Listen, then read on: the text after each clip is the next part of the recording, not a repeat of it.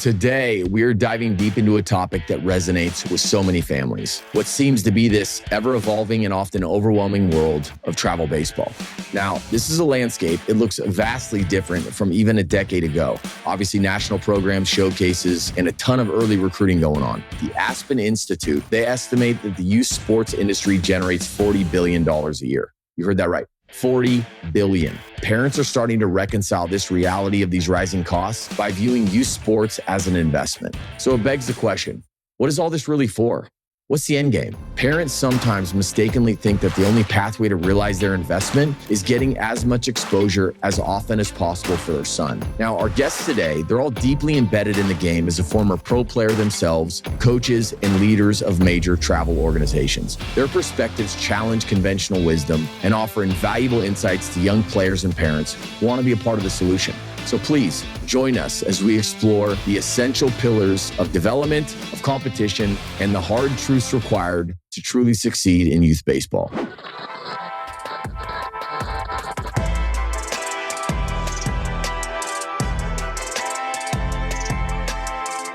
right, welcome back to the podcast, everybody. This compilation episode, it's my ultimate travel baseball guide for young players, where we've chosen to feature all our best pieces of advice to date in really one episode. Now, I want parents and young players to have access to more truth, more wisdom that you really might not get just on the field alone. This is my strategic blueprint for maximizing player development, all within the ever-evolving youth baseball space. Now, I'm going to let my guests speak for themselves, though. We're going to hear from Craig Holman. He's a former pro player himself who guided his son, Luke, through the college process and through the draft. Luke started at Alabama, transferred to LSU, became the Friday night starter at LSU before becoming the 71st overall pick in the 2024 draft. I got to know you through your son, Luke, but one of the things that I think is important for us to talk about that I know that the listener will want to know about is, so you're somebody who played professional baseball yourself, right? You're somebody who helped your son go through the college choice. You're somebody who even helped your son navigate the draft. Almost, I wouldn't say like from the standpoint of an agent, but in a sense, you were almost acting as if like, look, you're essentially representing him through that whole journey. Yes, right? Educated father. That's right. So I say that all the while knowing, you did all this stuff, but at the same time, you were a dad. Yes. What advice would you give a lot of the families and the parents today who have a son that they see has a lot of potential, right? They obviously want what's best for him. What advice would you give them as they're kind of getting into this crazy world of travel baseball and youth baseball? And the biggest advice I give today, I get a lot of phone calls, is be a dad. Be a dad. There's so many people around us as fathers that can help us. There's 2 or 3 pro guys in your neighborhood. There's 2 or 3 pro guys that can give you advice around. Reach out to them. They have no problem giving you advice. The good thing about me is, like I said, I played 10 years of professional baseball, was college All-American, and I had all this stuff, but I was still a father, and he was still my son. So sometimes we get caught up that this is my kid, and I've never met one dad that didn't think his son was the best player. Right. No, it's true. It is. And unfortunately, I say this, and being a Christian man that I am, is we love our kids tremendously. We love them so much that sometimes we don't see the flaws. And I'll be honest with you, what I did very well was I saw the flaws in my son and my daughter. And I said, look, you don't do this well. We got to work on that. Stuff that I struggled with. In professional baseball, I had a tough time holding runners. In college, it didn't matter. Strike out most of the guys. Not a lot of great hitters through college lineups. You could pitch around traffic. In pro ball, you guys got on and they took bases. They could run. I needed to work on holding runners better. And then after I retired through Tommy John, I went, what were the things that I struggled with? I didn't want Luke to struggle with that. So we spent hours doing pickoffs and things like that. Those were educational things. So take us back to, at what point did you start to see something in Luke where you said, this is different, right? This is not just he has a chance to maybe go play at the next level in college. I think he has a chance to maybe get drafted, even out of high school. Like, at what age was that? 14. Okay, so, and what was it that you saw? Command and a curveball. Okay. His curveball at 14 was better than my curveball at AAA level. Oh, wow.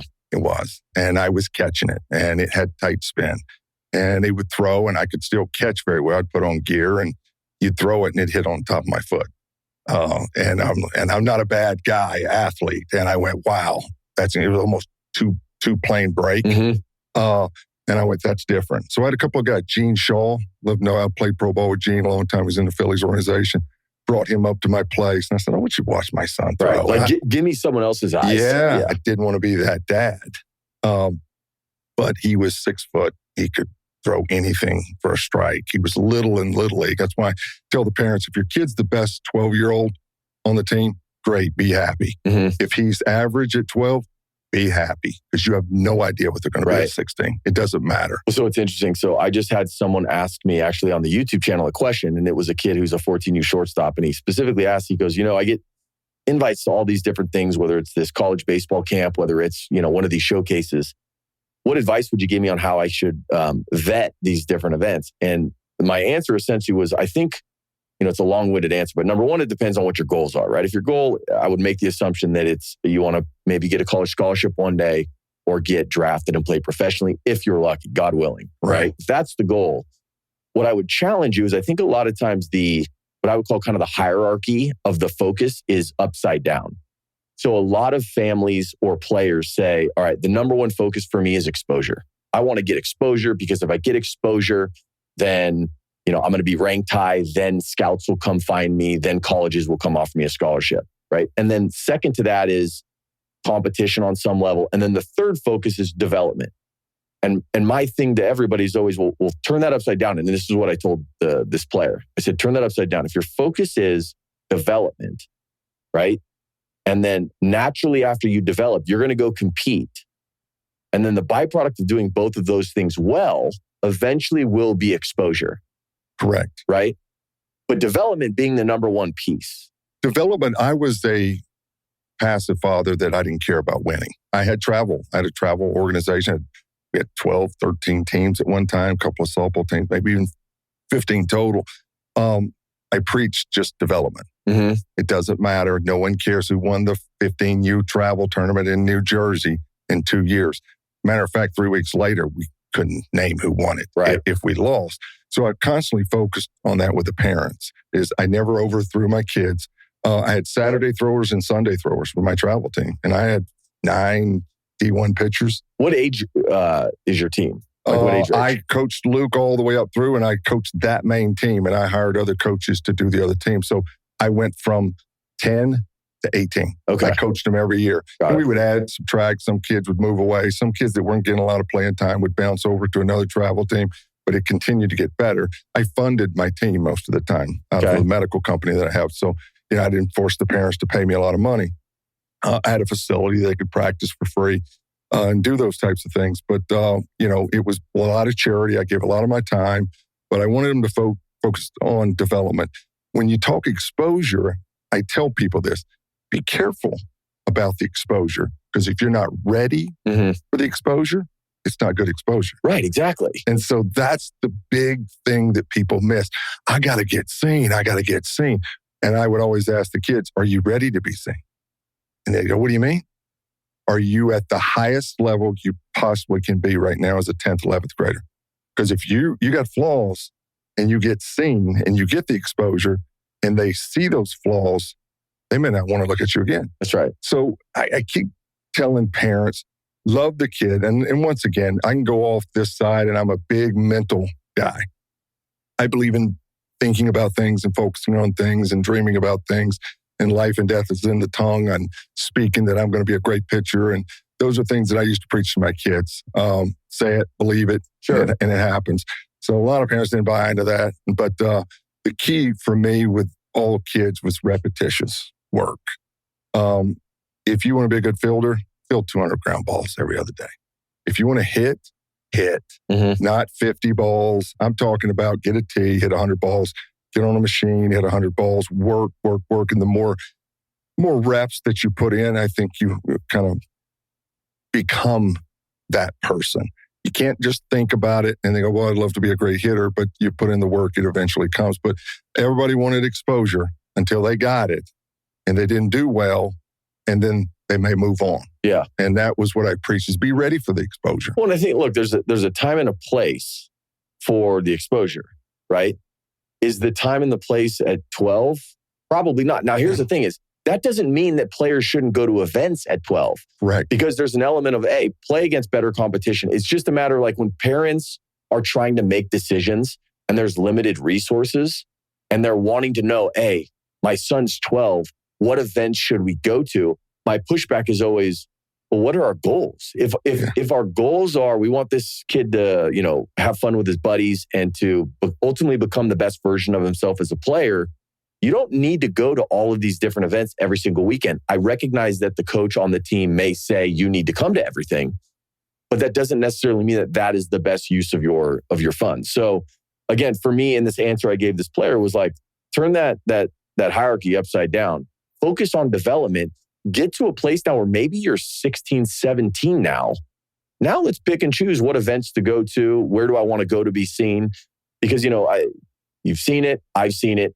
Kids get to the end of their senior year in high school and they have been running around like crazy. Families haven't taken vacations in years. Right. And they have dropped all this money into the baseball thing, which is fine. But I believe that parents and families need to know going into it, look, this is what it looks like.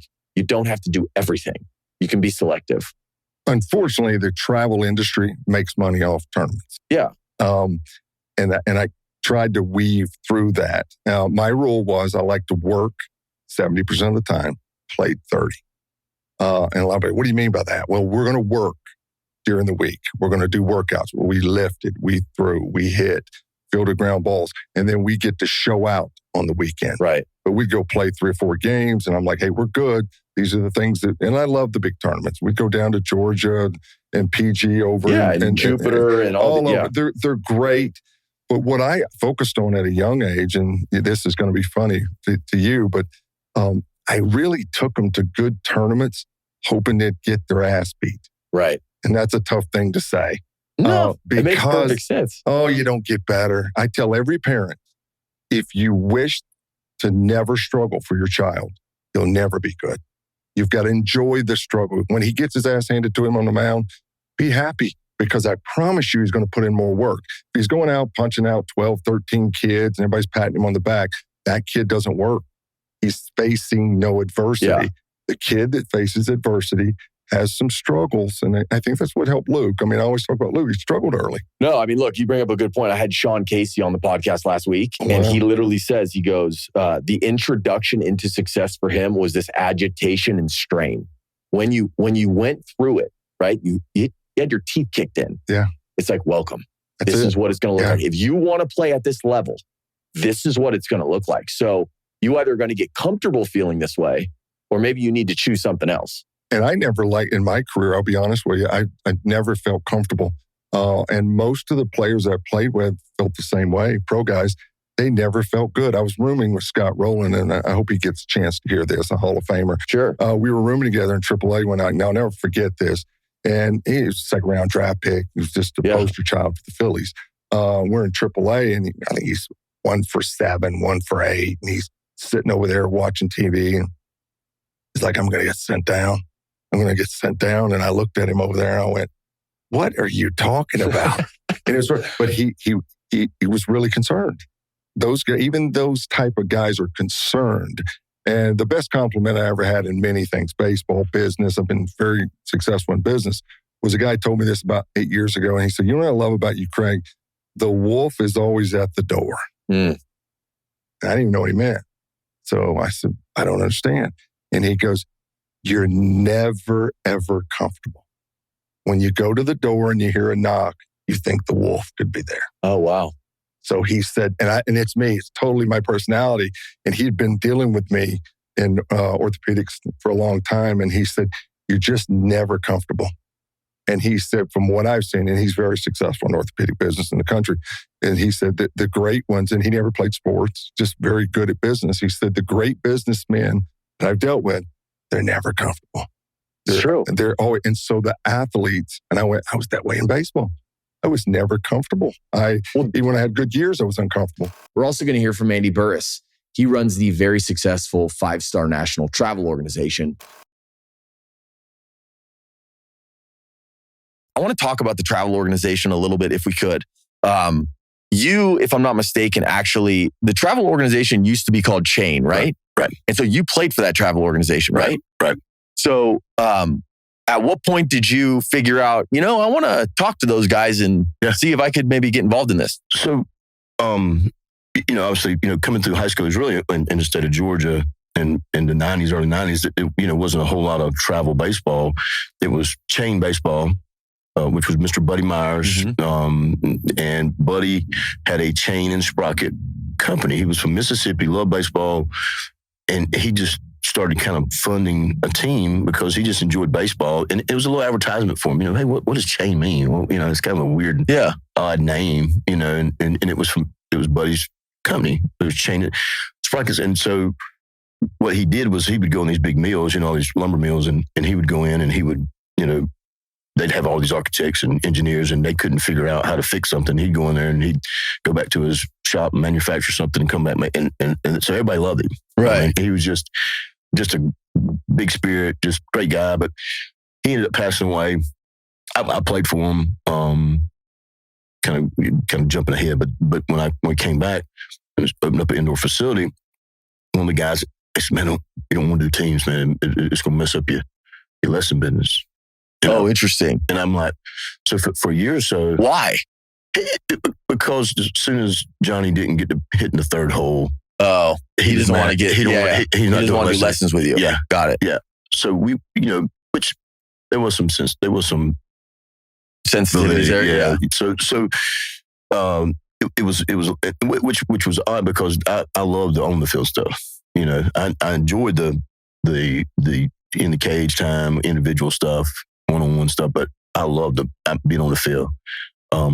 Because as busy as we are, that was my little time. I didn't have to speak. Nope. I didn't have to speak to anybody. It was kind of like when I was like when you're playing, you got one thing to do. Right. And so I didn't have to worry about my phone ringing. I didn't have to worry about, because, ended up having several other businesses. I kind of walk you through, but so played for, and we started my indoor facility and picked up the phone and called and was like, hey, I got some guys that, man, want to come play for you guys. This was in 2002. We got back in Eastman, Georgia. And Savannah was where Chain was, where Mr. Buddy's business was and where he ran Chain out of. And so they were like, yeah, send some guys, we started sending some guys down there. So kind of like 4 years later, I get a call from the guy that was originally, it was Shannon Snyder, who was originally down there at Savannah. And he was up in Peachtree City. He says, hey, man, I want you to help me coach a team. Let's put a team together. You do 16s, I'll do 17. I'm like, all right.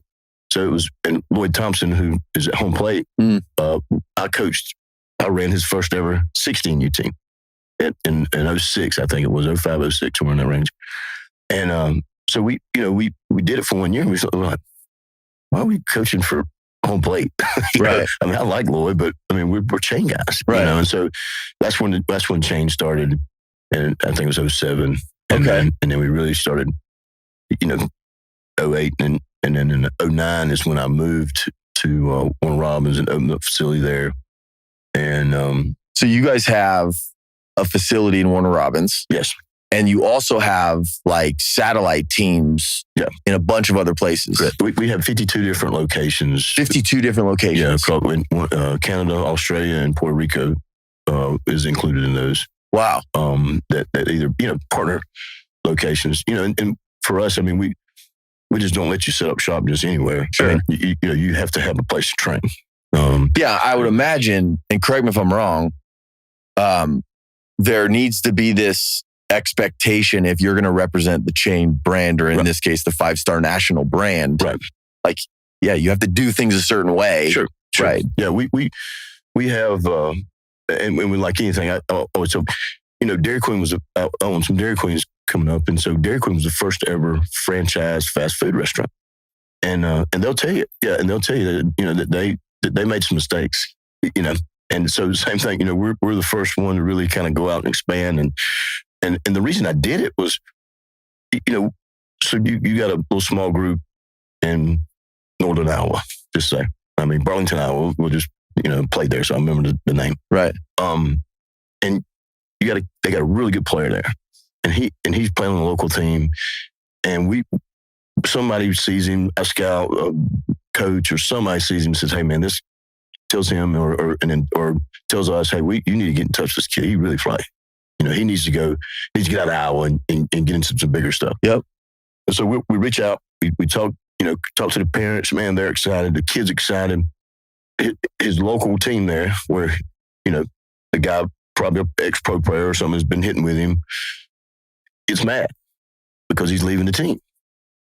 So now he's not hitting it. He's not hitting in that same facility because they're all mad at him because he left the team. And so what I started doing, I was like, this ain't gonna work. I said, so I got to form a relationship with that guy so that we work together on this thing.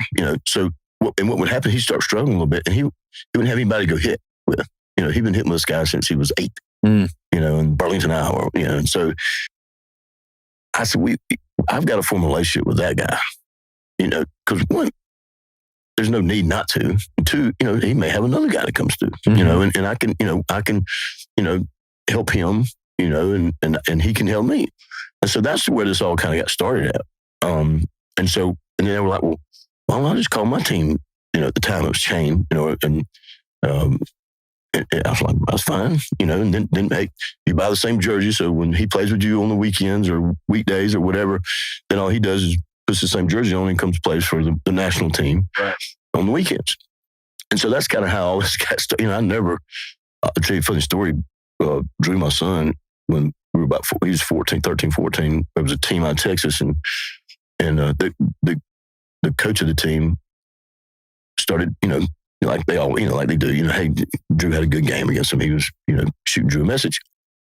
And Drew's like, Dad, you need this guy. You need this guy. I'm like, I can't help nobody in Texas. Right. Why am I can't. Why? And so for a year I fought it. And now Nico Moran is and he's one of our best guys. I mean, he's actually on our national program. And I laugh. I said, well, I should just listen to Drew. Yeah, right. Yeah, he should run that team when he's done. Yeah.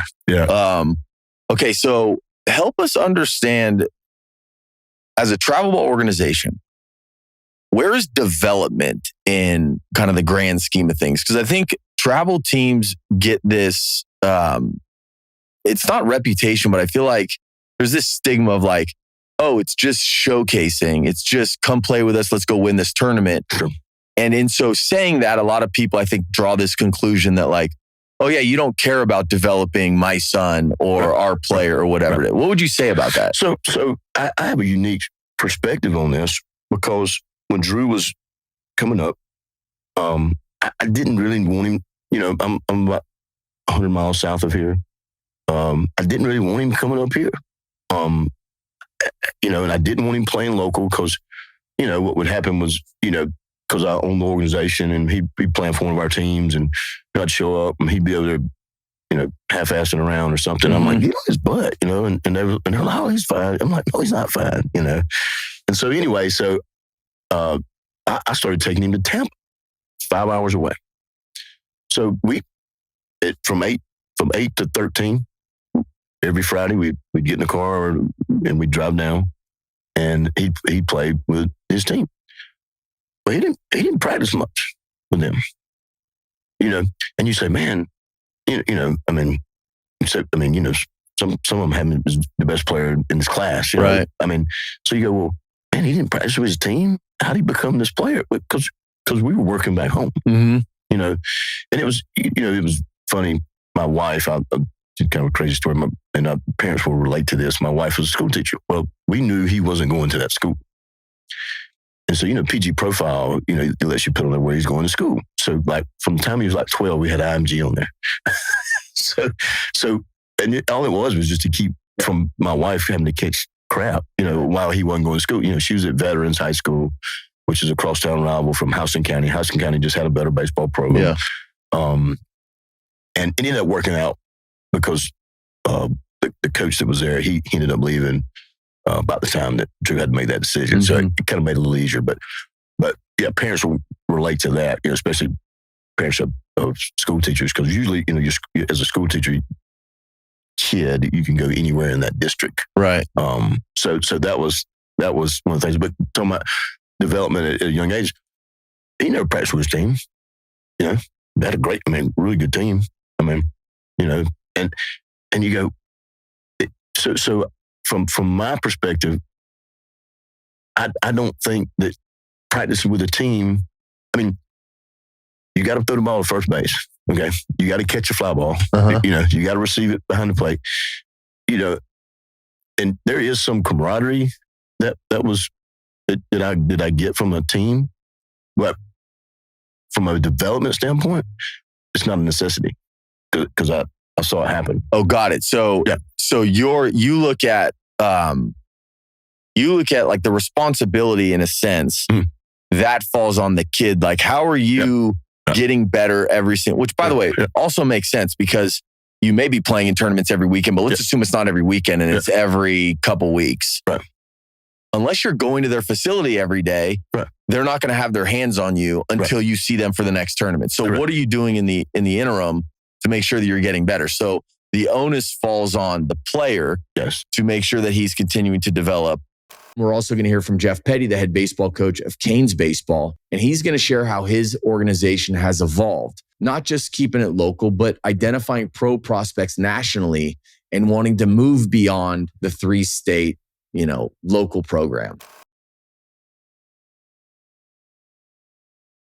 I'll be the first to say there was never some grand master plan of how things have kind of come together, over the course of the last 20 years and everything that's happened. Well, and I think what's interesting too is, going back in time to 2005. Yeah, if there were travel teams, there were few and far between, right? Not many, yeah. Most of the travel teams, it was all kind of regional, all local stuff. So you, and correct me if I'm wrong, you seem like you were the first kind of national program. Was that like a conscious thing? Yeah. So it was in 2009, we won the World Wood Bat, 16-year-old World Wood Bat. In 2008, we were on the field it might have been 2007, we were on the field with your Jason Haywards and like East Cobb, they were Goliaths. Mm-hmm. And we put a team together of guys from Virginia, Maryland, North Carolina, South Carolina. That was kind of our area. And we hung with them, but we couldn't really hang with them top to bottom, and I think it was 2000, and then 2010 we won it again, but we could never win Jupiter. Like that was, back then everybody went to Jupiter. There was no shutting down, all the arms through. And what's ironic is it was in late October, not early October like it is now. All the agents want to shut all the arms down, No, hey, you get the deal. Fair point. Like back then there was no such thing. All the agents were there, all the scouts were there, and it was just everyone played in Jupiter, and it was the best players there were in the whole country. And we could never get over the hump. I remember we went toe-to-toe with Marucci Elite in 2011, I believe, or 12. And we had a kid named Jamie Callahan from South Carolina. He ended up making it to the big leagues with the Mets, I believe. He pitched a complete game that night, and we got walked off on in the bottom of the 7th. But they threw a kid from California that was committed to UCLA. He went in the first round. I don't remember the name. I just remember getting on the bus that night, and I was looking at their roster, Marucci Elite. Mm-hmm. And Chad really, during that time, he was getting guys from everywhere. Yeah, he was. And I was looking at his roster. I'm like, here we are. Like, we were very good. But this club that he has over there, they've got guys from California, Arizona, Texas, Indianapolis, New York, Georgia, Florida. And then I started really thinking about it, and I was looking at the names, and all the guys he had were prospects. They were professional prospects. He didn't care where they were from. Like Max Schrock made it to the big leagues. Sure. He was hitting a 3-hole that night. Yeah, Olu, right? Brandon Lau was on that team. He's been an all-star. He's had a great career. But the difference is they had like 7 of those guys. We had 4. Yeah. And they could match it top to bottom on the mound. And they won that event. And I think they won it the next year too. And I remember saying that to our guys in the Evo Shield. I said, we got to figure out a way to like branch out. And Evo Shield reached out that off season and they wanted to strike a deal. And I thought, well, this might be our in to like branch out all over the country, because everyone in the country at the time knew what Evo Shield was. They didn't know what the Canes were per se across the whole country. So then I put a budget together and I started going to area code games. Probably, spend some time with you out there, right? I mean, that's where I really started to meet a lot of agents and scouts. And we went to California and we went to area code games and we went to the All-American game and we started attacking the whole country and really focusing on, we wanted to put pro prospects on that team.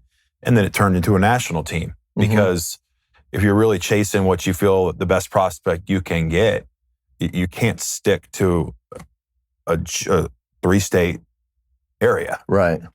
And that's how it happened, really. And so as I look back now, and I saw it on your guys' website, if you like, how many first round picks have you guys had now? It was something it's like almost 40, right? Yeah. So I think it's at 40 plus, and then it was 4,000 plus kids have gotten scholarships. On your website, do you have what it takes to be a Cane? And I'm curious, like, what does that mean? Well, that's twofold. It's obviously you have to be a good player, but I think you have to be okay with someone telling you the truth. We have a lot of players that end up not playing for us because we're so like diligent about telling the truth in the evaluation process. We're not one of those groups that takes the check and says, "Oh man, we're going to pick up the phone. Right. We're going to call LSU. We're going to call all these Division I schools," when we don't think that you can play at the Division I level. We'll tell you, we don't think you're a Division I player right now. This is what you probably need to get to that level. If you want to commit to that, then we'll get you a plan in place. Right. But there's nothing wrong with Division II, Division III baseball, junior college baseball, NAIA baseball. All of that is great. But I think what we do a good job of is telling the families the truth. And we have reach at all levels. So, I mean, if you can't handle someone telling you what we feel is the truth, and we've seen a lot. We've seen a lot of kids play at different levels. And now in this landscape it's crazy now. Yeah. So there's some kids that probably would have committed to Division I schools years ago. They can't get it right now just because it's so backlogged, and with the portal and everything. You're very familiar with the whole process, but I think that's the piece. Like, can you handle being told the truth? Which is ultimately what everybody needs. I mean, let's be real. I mean, please, yes. Well, and it doesn't always happen clearly. How do you handle a parent? And I know these situations exist. A parent calls you on the phone. Let's say it's a kid who maybe he's a two-way guy. There's one skill that's clearly night and day better than the other. And let's just say he's a bat, but he also wants to pitch. Or I guess the more common one is the reverse, right? He's an arm, but he probably still wants to hit. How do you handle that conversation with the parent? And does it ever result in like, hey man, if you want to be a two-way guy, it's not going to be for us. Like for us, you're an arm. Yeah. Well, there's a kid right now who I think is one of the best arms in the class, and he wants to play shortstop. And I mean, he's not going to play shortstop for this team. I mean, we've got 3-4 guys that can play shortstop over there, as good as anybody that there is in this class. And as a result of that, we don't get the arm. But I think when you look up in next year's draft, I think he's got a chance to be drafted. And ultimately, that's what's going to happen. You can't tell the parents that. You can, and I did. Right. But when a big league team comes calling and they're like, yeah, you can take your bat and put it in the closet. Right. And I'm going to draft the arm. Sure. What are you going to do? Yep. Not take the money, not go start your professional career. And no, I'm going to go hit down the road at, wherever. Of course. Yeah, legit. So I'm a travel team. I understand where I'm at in the pecking order. Some people don't, they're like, who are you to say, well, I mean, who I am is someone that has seen it time and time again. And my evaluation is not just my evaluation, but our staff's evaluation is probably accurate. Well, and I think parents also could assume, oh, well, it's because you have a shortstop. our kid actually can play short. He may be just not as good as this kid, so we're going to go to this team where he can do both. And yeah, I think a lot of moms and dads, you know, they don't necessarily have the best ability to judge talent, so they'll see a kid out there and get a couple knocks, and they're thinking, oh yeah, this kid can still play short. He's still a hitter. When in reality, when you're evaluating, you're looking at it from the standpoint of, I know what a pro hitter looks like. Like, that's not a pro hitter, so why don't we just focus on throwing? Because the arm is legit. Yes. So shouldn't that be more of the focus? I think so, but I also know, like, to your point, if a kid wants to go hit his last summer, go hit. He doesn't need to play for us to get the exposure. You know, I mean, they're going to find you no matter what team you're on. And I'm the first one to say that. I think if you're a dude, you're going to get picked up. You could not even play travel. Like, you could pitch in high school and work out in the summer. I think it's important to go to East Coast Pro if you're an East Coast kid, or go to area code games because then you're getting around the pro scouts. For sure. Like, I think that's important. The travel stuff is not 100% necessary. But if you love to compete and you want to get around the best players, I think that's going to start advancing your career. And then finally, we're going to talk to Matthew Maniscalco, a former Mississippi State player and minor league baseball player for the Rays, who's going to share his personal experience of his playing days and what were the most important recruiting factors for him that helped him choose the right college program. For everybody listening, we were just talking about the rigors of growing old. But one of the things I want to kind of jump into, so for everybody listening, not only are you somebody who's still around the game of baseball, but you actually were someone who played the game at the pro level. I want to talk about your career, but kind of before growing up. So we're the same age. We're both 44. When you were coming through high school, I know for me on the West Coast, we really didn't have travel baseball, right? It was like a lot of American Legion. And I remember there was one team in the Northern California area that was a travel baseball team, but it wasn't this thing that it is today. What was your experience like, at 16, 17, 18? A lot different than it is today. A lot different than it was a couple years after I got out of college. For me personally, growing up in Oxford, Alabama, football number one. That's where we are. But with baseball, we would just have an American Legion team that was basically our high school team. That dad or granddad, we had a granddad, one of my best buddies that would coach us. His name was One Eye Fulton. Long story. Shout out One to Eye. him. Hey, One Eye's the man. We'll have to send this to him. Legend. He's such a legend. But no, he would coach us. We had a blast. We would go play any other American Legion team, which I never quite understood the league or whatever. Right. But we'd drive to Birmingham. We go to just across the state line where we are in Oxford is about 30 minutes from the Georgia-Alabama state line. And I don't know exactly when East Cobb kind of the whole travel ball circuit started taking off. I know it had started then, but I didn't know anything about it. And so, at 16, 17 years old, we play 30, 35 games in high school, and then in the summer we play another 20, 25 games, and then it'd be on to football. Right. So it's a totally different setup than Do you remember Chad Durbin? I do. Yeah, so funny story. So I'm obviously an agent at the time. Chad Durbin was one of our clients. And I was out eating with him one day, and he told me about his idea towards the tail end of his career. And it was essentially what Perfect Game has become. This travel baseball thing is starting to pick up. I want to create kind of an organization that puts all these games together. And I remember at the time thinking like, well, that sounds like a lot of work. Like, I'm not sure how you're going to do this. And then it's funny because now fast forward to look to see what actually Perfect Game and some of these other organizations have become. I mean, it's truly all encompassing, right? So, okay, so back in high school, obviously you played a lot of American Legion ball. As you were going through kind of, figuring out what you were going to do at the next level, where you wanted to go, you ended up at Mississippi State, but what were the colleges that you were considering? What was that like? I mean, for me, I'm the fourth of five boys. My dad was a college football coach at Jacksonville State. My older brothers were athletes and played. I was fortunate when I was a freshman and sophomore in high school to get to play shortstop next to my older brother, Tony, who was a junior and senior those 2 years. He played second base, so it was super cool. He went to Jacksonville State to play. He got a scholarship to play there. For me, kind of growing up, I didn't know. I mean, you don't, nowadays, 11 and 12-year-olds are told how good they are. I knew I was a solid player, but I was always fighting to be the best player in the city parks and the city leagues. And there was always somebody bigger, faster, stronger than me. And so I was always just fighting. I was a younger brother too. So I'm just fighting to get scraps at the table, that kind of mindset. But I remember coming up through, I remember the first time I was kind of thinking about, man, it'd be really cool if I could go to like an Alabama, Birmingham, UAB. It was only an hour from home. I didn't know anything about it, but I just, it was no way for us to get educated on colleges. And the SEC was all around. Alabama was really strong at the time. Auburn was solid.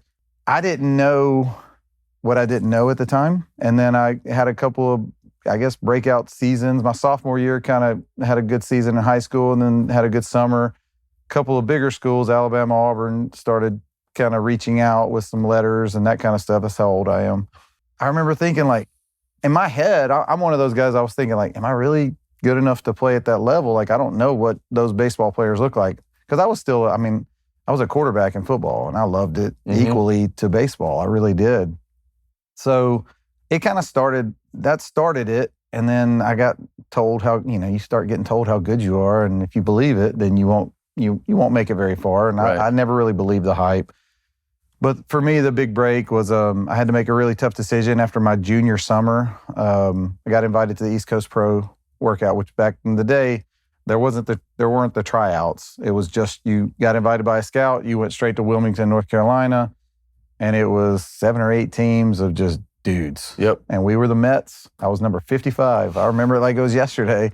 And I remember just being like, I didn't know I was short until I got to that. I didn't know I was going to be on the shorter end. That's how naive I was.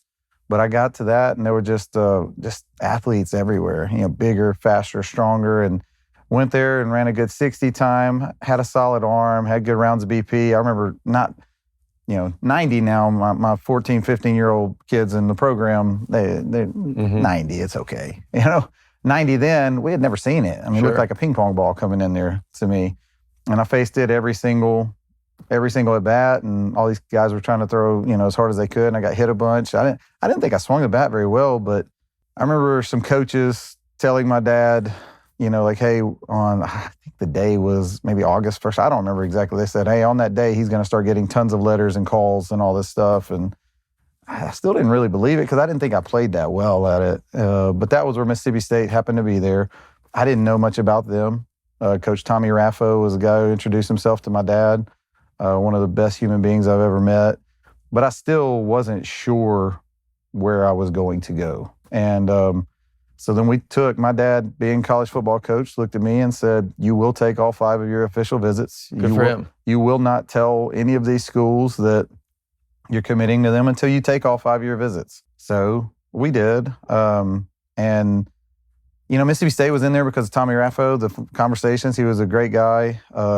Ended up coming down to Mississippi State and Alabama for me. Coach Mitch Gaspard was one of the main reasons I was considering Alabama and think the world of him. And so I narrowed it down, but then, man, it took me a while. It took me about a month to try to figure it out because I was blown away when I went to Starkville. I've never been there in my life. If you haven't been there, they treated baseball like we treat football in the state of Alabama, and it blew me away. I didn't know so many people would show up to a college baseball game. And Coach Pat McMahon was the head coach, Coach Jim Case, Coach Tommy Raffo, Coach Ron Polk was the assistant athletic director at the time. And man, it just kind of blew me away, and it felt right, but I couldn't believe I was about to just go over to Mississippi. I didn't know anything about that state. I'd never really spent any time over there. And man, when I tell you, I'm grateful that my dad made me take all my visits. I'm grateful that nobody pressured me into a quick decision because, it gave me time to pray about it, to talk to my family. They wouldn't give me any advice. I kept looking at my mom and dad. Oh, interesting. I was like, hey, what do you guys think about that? I was like, hey, wherever you want. And they told me straight up, they were like, hey, financially, we can handle whatever. Man, I'm the 4th of 5 boys. We didn't have money. Right. And so I wanted to get the biggest scholarship for my family to make it easier. And fortunately, the offers were the exact same. And that was fortunate, but then it was unfortunate because it made my decision even harder between the two. Sure. And so, like I said, a lot of thought and prayer, and decided that Mississippi State was the right choice. And it was kind of crazy though. Like Alabama was kind of wide open on the infield. They had lost Andy Phillips, who was an All-American. He was a senior of the year. It was kind of wide open. Mississippi State had a senior coming back at shortstop, second, and third. like each one of those positions. And I just kind of was like, I wasn't trying to look for, hey, a handout of like, I'm guaranteed to get to play. I wanted to go earn it.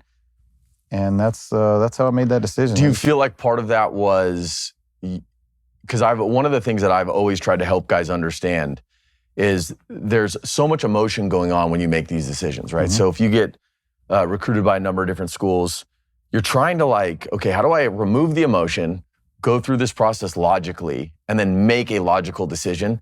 Do you think that when you ultimately chose Mississippi State, it was like, I can't really describe it, it just feels right?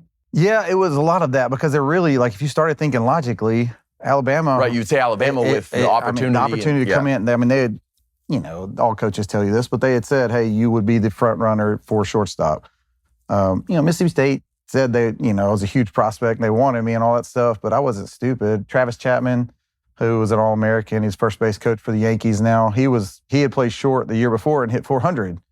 And so I was like, I'm not sure I'm going to go into the SEC and hit 400 right out the gate. But I think on the logical side, it probably would have made more sense to go to Alabama, but it just felt right. And that's what I don't like when kids get rushed. I don't like when kids feel like they have to rush to make a decision. And that's why I'm really grateful over my time of doing what I've done, since playing pro ball and starting the baseball academy. I'm grateful the NCAA instituted this new rule where they can't be. The August 1st, that's the best thing they've done since I've been in this position where I am. The August 1st after your junior, your 16-year-old summer. It protects those young kids and it protects those coaches, man. Everybody looks at like the kids as a villain or the coaches as a villain. Man, they're all put in really tough positions. Like if you're a coach and you don't go after these 14-year-olds who are studs, somebody else is, and you're going to miss out on them. And so like, I think it's a great rule that has helped these kids be more mature, another year more mature to make a wiser decision and where they want to go and, get their degree and play the game of baseball. Well, and we've all kind of heard of the numbers where, back in the day when you could actually commit kids when they were in 8th grade and 9th grade, you would see these kids commit at that age. And then, 3-4 years later, it's, the guy decommits because the coach is gone or, the player hasn't developed quite like they expected. And so, yeah, it became apparent that it's not necessarily what's best for the kids to be able to commit them that early. And to your point, it's also not best for the schools. I don't think anybody looked at that and enjoyed that process. So I couldn't agree with you more. Yeah, I always feel for those coaches, like college baseball coaches, when a kid has to be, released or cut his scholarship offer cut or, he has to decommit. Everybody goes after the college and they immediately go after those coaches. And man, they are in such an awful spot with all the changes happening now, but with the lack of scholarships, the rosters changes constantly. They truly don't know exactly what they're going to have. And now these guys, I feel for them. I think their jobs are some of the hardest jobs in America. Undoubtedly. I truly, and I think that I don't like when people act like, man, they're awful. I can't believe they quit on that boy. The truth is, like, it's just like if, like I tell my kids, like if you're in a relationship with somebody and you think it might not work out, you need to go ahead and do that then. You're trying to be nice and hold on to it, but the truth is, if you truly respect them, end it now. Yeah. It's hard. It's hard to do that, and that's what those college coaches and those colleges have to do. But it really frees up these players to be able to go and play and get into a better situation than what they were going to have. All right, guys, so it is clear that the path to success isn't always paved with early exposure or endless tournaments. What our guest consistently highlighted today is the non-negotiable importance of fundamental development, of embracing adversity, and really the hard truth that is talent evaluation. And to the parents out there, what did Craig remind us of? Be a parent.